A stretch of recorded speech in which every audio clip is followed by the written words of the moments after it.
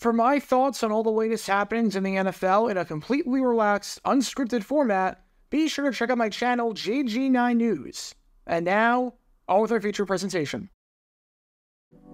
The draft process is a lengthy one, and I think that goes without saying.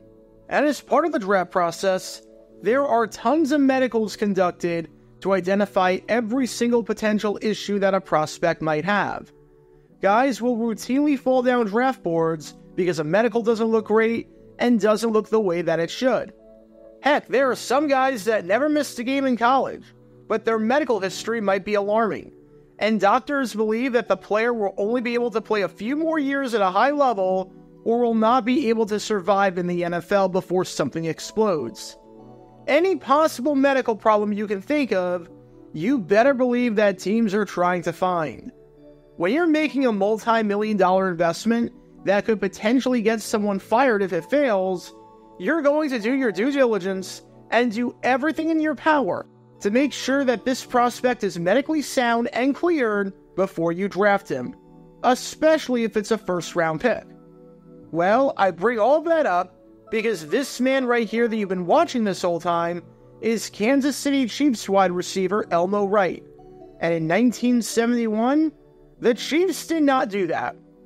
During the 1971 NFL Draft, the Chiefs, needing some help at the wide receiver position, decided to take the Houston wideout with their first-round pick, hoping that success he had in college would translate well to the professional level. And then, moments after he got drafted, he informed the team that, as it turns out, he was not as healthy as he seemed, and was actually extremely hurt and needed surgery. It's a bizarre situation that would probably never happen today, but more than half a century later, deserves a deep dive today. If you know of Elmo Wright, you probably know of him for being the first player in NFL history to do a touchdown dance. But you might not know this story, where either he lied to the Chiefs to get drafted, or the Chiefs didn't do their due diligence, or a combination of a bunch of things. Because this is the story behind the 1971 NFL Draft, and how the Kansas City Chiefs royally botched their draft pick without knowing it at the time. Before I talk about the actual incident in question, we need some context to understand just who this man was, and why the Chiefs were interested in drafting him in the first place. The year is 1971, and the Chiefs, 1 year removed from winning their first Super Bowl in franchise history, were coming off of an underwhelming 1970 season where they went 7-5-2 and missed the playoffs.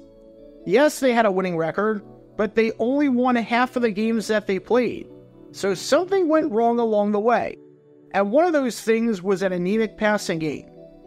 Kansas City's offense ranked in the bottom half of the NFL in points scored, and in passing, this deficiency was on full display, as out of 26 teams, the Chiefs ranked just 25th in passing yards, with the Boston Patriots being the only team worse than them, and they were so bad that they had the number 1 pick.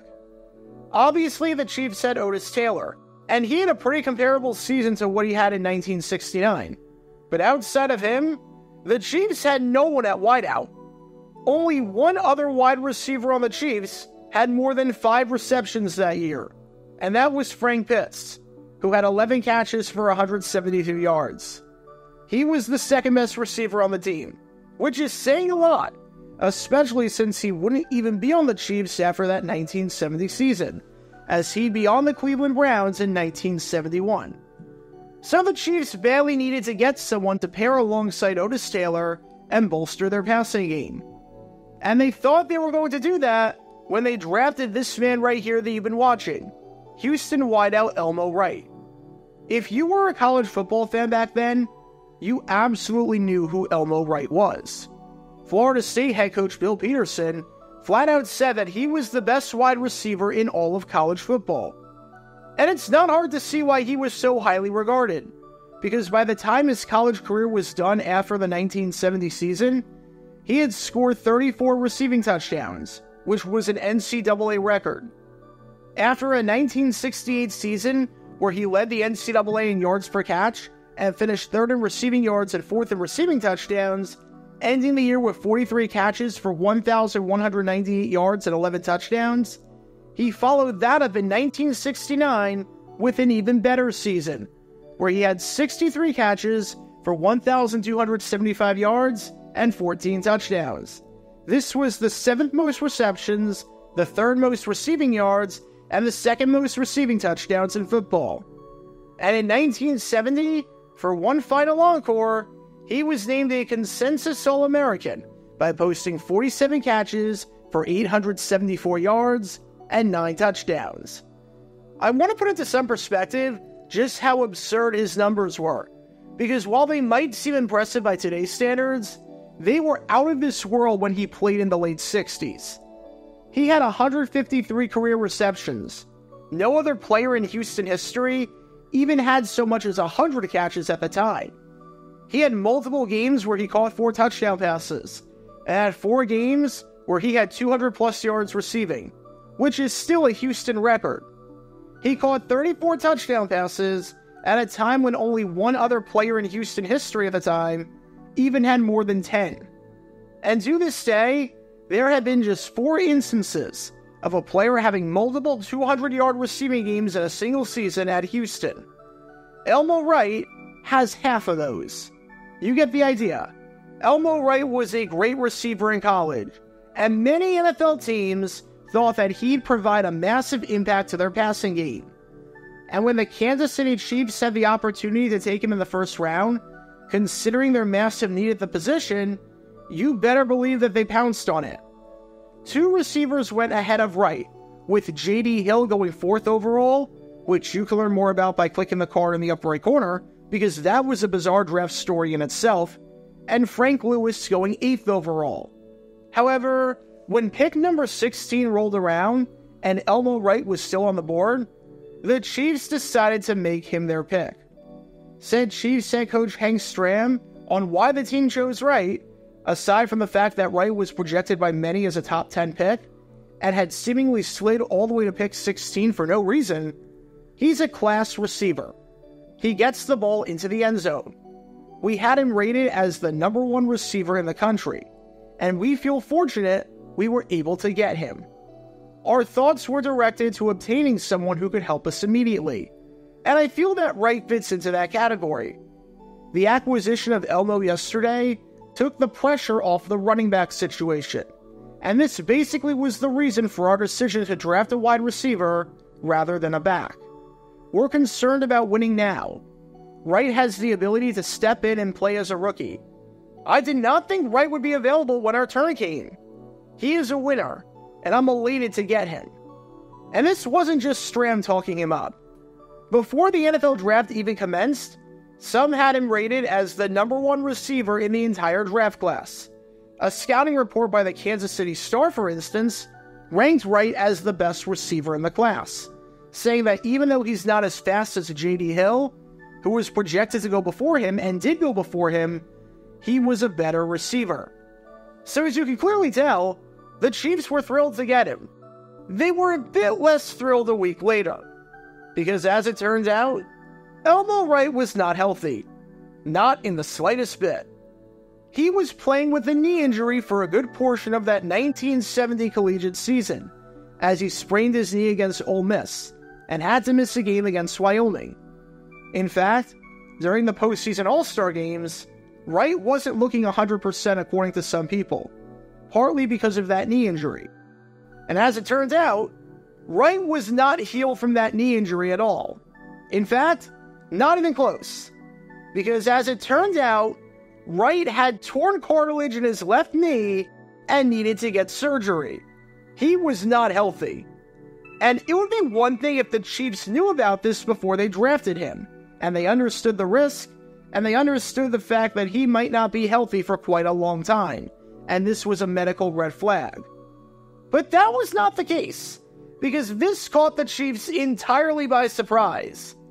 The NFL draft commenced on January 28th, which is when the Chiefs made their selection of Elmo Wright in the first round.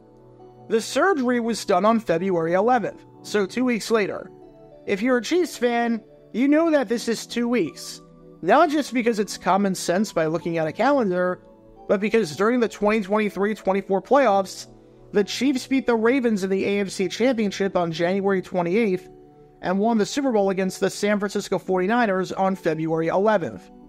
That's just how time works. And it wasn't until a week after the NFL draft that Wright called up Stram and told him, "Hey coach, just wanted to let you know that I won't be ready to go for a while. I've got this problem in my knee, and I'm getting surgery." We don't know what date Wright called up Stram and told him about the surgery and the injury, but we do know that it was at least 1 week after the NFL draft. The Chiefs, at the time they drafted him, were completely in the dark. They had no idea that Elmo Wright, the man they just drafted, needed surgery, which seems absurd. Either Wright lied to the team by deceiving them, or Wright lied to the team by not disclosing this information. Even with the draft being a whole different beast in 1971 than it is today, this was a first-round pick we were talking about, and this just somehow slipped through the cracks. Wright had deceived the Chiefs into believing that he was healthy, and turns out he was the furthest thing from it, and he was going under the knife. So that raises the question, did Elmo Wright lie about this in order to get drafted and not scare teams off? Well, this is where the story gets incredibly bizarre, if it wasn't already. Because I'm not sure that he lied, so much as the Chiefs were just really stupid and didn't do their due diligence whatsoever. Because in the first round of the 1971 NFL Draft, the Atlanta Falcons chose this man right here, a running back out of Louisiana Monroe by the name of Joe Profit. He did next to nothing in his entire career. He was out of the NFL by 1973, and in his time with the Falcons, he amassed 197 yards and 3 touchdowns, one of the biggest draft busts in Falcons history. What you're watching right now is quite literally all the touchdowns Profit scored in his career. This is it. But I bring this up because the Falcons were supposedly considering Elmo Wright with pick number 7, and decided not to draft him because they knew that he needed surgery. It's not like the Falcons did anything good with their pick, but when the freaking Atlanta Falcons knew that he needed surgery, that tells you something. Because I'm going to let you in on a little secret. The Falcons were a laughingstock. They were not a serious organization. During that same draft, they tried to draft John Wayne, as in the 64-year-old actor. So you're telling me that the freaking Falcons somehow knew that Wright needed surgery, but the Chiefs didn't? Something's not adding up, like at all. Either way, the Chiefs had drafted a player in round 1 with a bad knee, which is kind of an important body part to have if you're a wide receiver who is running all the time, and they had no idea about it, seeing as they were only informed 1 week after the draft. As for Elmo Wright's NFL career, well, it was extremely underwhelming, and was definitely not that of a first-round pick. Wright only played 4 seasons in Kansas City, and had 66 catches for 1,070 yards and 6 receiving touchdowns. That's a good stat line for 1 season, not an entire career. He spent the 1975 season with both the Houston Oilers and the New England Patriots, and would never play again after that. Now, that's not to say that Wright didn't have his moments from time to time in Kansas City. Far from it.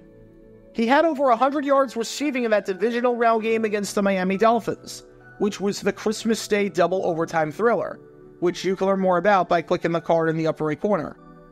During that rookie season of his in 1971, with Kansas City trailing 20-13 late in the fourth quarter in a game against Washington, he scored the game-tying touchdown from 15 yards out. And he was a deep play threat every time he was out there, as he averaged close to 24 yards per catch, an absurdly high average. But his numbers were definitely underwhelming for that of a first-round pick, even if he is fondly remembered today because of that iconic touchdown celebration of his. It's funny because usually, when prospects magically start sliding on draft day, especially guys projected to be top 10 picks, there's a reason for it, and people are questioning why that's the case. But the Kansas City Chiefs never stopped to think about why Elmo Wright was sliding, and why if he was the best receiver in this draft, he was going all the way to pick 16.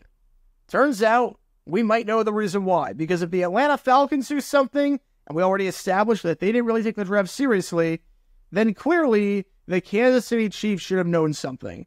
Either that or Elmo Wright just really deceived Kansas City. I don't know. Having said that, though, you obviously know the Kansas City Chiefs behind me right here in this case. That's the team in our story. But why are the Buffalo Bills and the Pittsburgh Steelers in that case too? It has to do with something in our story, and if you think you know, let me know in the comments down below. It's a tough one. Elmo Wright's surgery after the draft that caught the Chiefs by surprise was a pretty good omen for how his time in Kansas City would be. A lot of potential, but somewhat disappointing.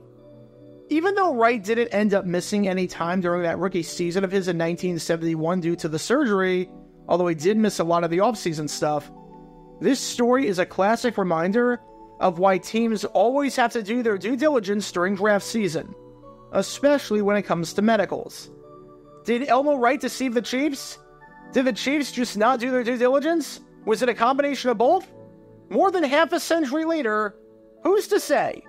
Either way, it's safe to say that when it came to their evaluation process and pre-draft process with Elmo Wright, the Chiefs did not do the right thing. Get your official Jaguar Gear 9 merchandise by going to jj9shop.com, and be sure to like and subscribe, as it really helps the channel out a lot. Join me every Wednesday night where we'll play NFL Trivia for cash prizes at 9 p.m. Eastern over on Twitch. To learn more about the history of college football, subscribe to Jaguar Gator 8. To learn more about the history of Major League Baseball, subscribe to Jaguar Gator 7. Also, special thanks to all of our Patreon supporters for helping out the channel. Your support is greatly appreciated. See how you can become a patron and request future video topics in the description below.